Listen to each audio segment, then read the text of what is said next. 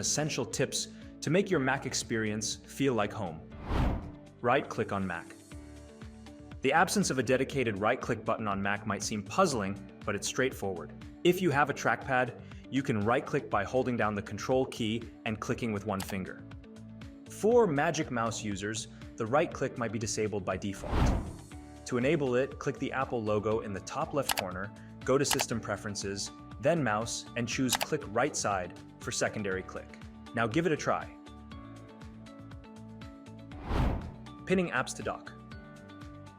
The dock is your Mac's taskbar equivalent, and you can customize it for quick access to your favorite apps.